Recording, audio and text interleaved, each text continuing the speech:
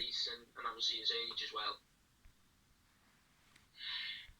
Looking down your list, we see some real talent in Haaland, and then we get to number 5 and an older player. I think he's probably the only one in your selections who'd be over 30. Almost 33, but yeah, still earns a place in your team, Jamie. Yeah, I mean, this draft is over 5 years, so that's the base of it. It's not over 11 or the best 11 players. It's the draft system over the next 5 years, and I just think if you look at a lot of my players, a lot of them are good age range to go on over the next 5 years and be the best players in the world. But I think Messi, yes, 33. I just think he's that good. And for years we've been saying maybe he's not the same or he's not running about everywhere. So he can still score goals actually walking about the pitch. So I've got no problem picking Messi for the next couple of years and what he'll be doing the next 3 or 4 years. So he's the one I went for. Really, he was over 30. The rest are under 30. And I still think he'll produce over certainly the next 2 or 3 years, definitely. I would have expected Mbappe and Van Dijk, because I know how much of a fan you are of him, and I think we've spoken quite a bit about Haaland. But Raheem Sterling at number 4, you see him as the 4th most important player in world football, is essentially what you're saying. Yeah, I think right now, if you were buying him, you were buying for the future as well. I think the thing I love about Sterling is that if I was buying someone over a 5-year period, Raheem Sterling's never injured. His high intensity running, Gary just mentioned about things like that, is off the scale. I think it's probably the highest in there. And he's now getting lots of goals as well. So, yes, I always talk about him and Mane, and I probably just edge for Mane on the back of this season. But with Mane being in his late 20s and Raheem being, 23, 24, that's why I've gone Raheem. And as I said, those reasons why I've put him in. I think he's a brilliant player. I think he's only going to get better in the future. All right, let's have a look at Gary's list, and maybe a slight surprise that he's actually gone with more Liverpool players in that top 10 than Jamie Carragher did. I think 5 we've counted, Gary. A bit of a surprise. Not really. I think if you look at Liverpool in the last 2 seasons, they've got to 2 Champions League finals. They're well clear at the top of the Premier League this season. The Premier League is the strongest league in Europe in this last 2 or 3 seasons. Tottenham and Liverpool getting to the Champions League final last year. Liverpool the year before. City is still in it this season. And I think our league has had a real resurgence. And I think that's come from Jurgen Klopp and Pep Guardiola, Maurizio Pochettino, driving the standards up over the last few years. Jose Mourinho as well. I think we've had the best managers in the world here in the last few years. And I think that's driven us back to being very much at the top. And I think that the Liverpool team at the moment is the best in our league. It's the best in Europe. Obviously, last season, came so close the year before. I don't think that big a surprise.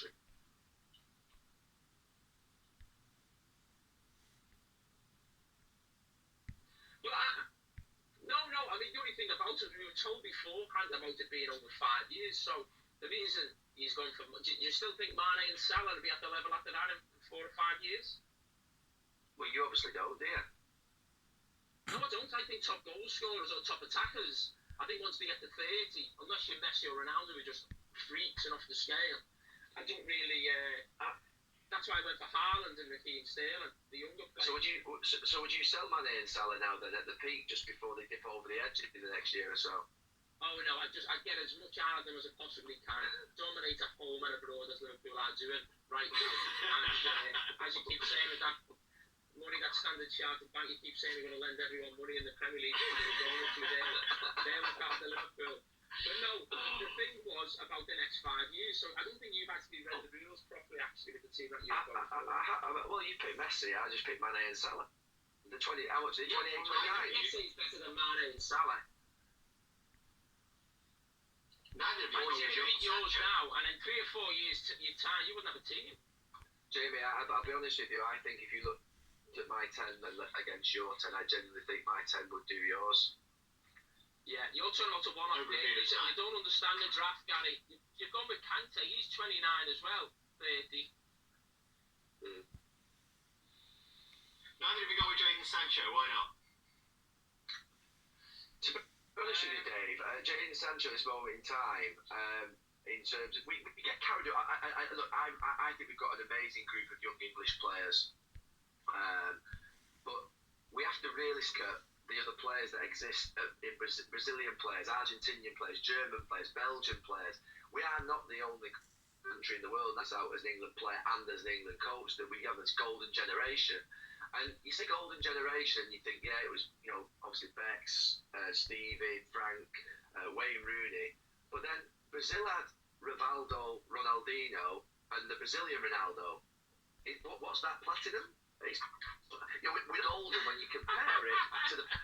What I'm saying is, you call it a golden generation, but then you forget that these other countries have like world stars, and it's like, hang on a second, Argentina have got Aguero, they've got Higuain, they've got Messi, and you think, okay, Di Maria, how good are they compared to Jadon Sancho? Jadon Sancho's nowhere near these players. So let's be clear, Jadon Sancho is a talent. But we can't start putting him in the category of these world stars that are winning European Cups and World Cups regularly, season in, season out. And that's why I put Varane number 2 just ahead of Van Dijk, purely at this moment in time, because Varane's just won so many European Cups, World Cup. He's an amazing player, and I just edged it slightly, and you can't separate them as talented, but just brilliant player, Varane. No, I never went for Sancho because, I never went. I mean, well, go on. Why Rashford and not Sancho?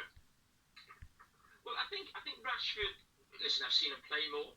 I think Rashford is playing in one of the biggest clubs in the world. I think Dortmund's just a level below the real elite. They're not like a Bayern Munich, if you like. So I'm talking about the actual pressure of playing for one of those clubs. He's the next one, I think, who's going to get that big move to England, whether it's this summer or next summer. But I still think if the Euros was happening in the summer and England were going there, I don't think Jadon Sancho would probably just get in the team. I think they're probably more likely that Rashford would be in that team. And the thing I love about Rashford is I think this season we finally almost said, okay, he's almost going to be that left-sided attacker. He's talking about him being up front. I think he's found that role. He takes free kicks, penalties, lightning pace. He gets goals.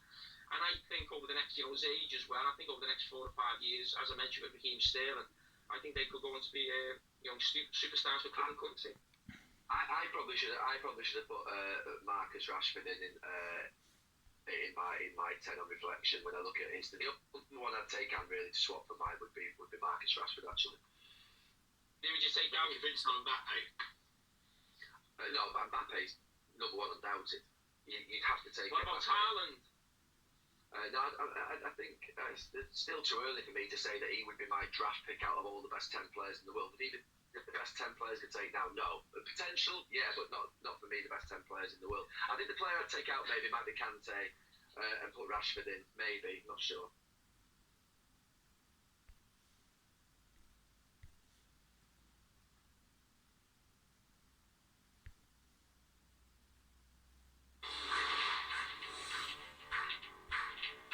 Welcome to the Premier League Big Quiz, the big Premier League quiz featuring 2 big guys, of course, the brain of Bootle and the brain of Berry, who are going to lock horns in some very testing questions.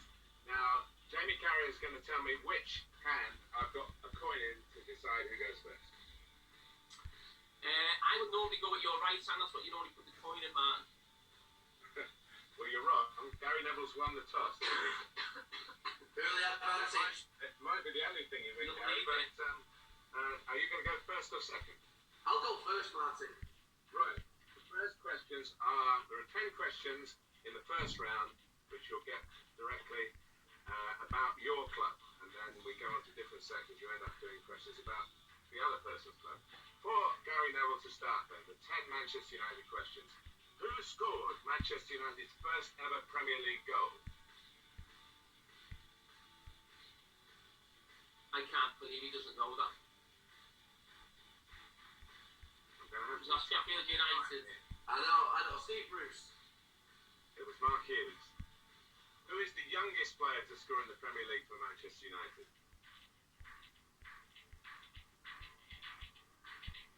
Giggsy. Makeda.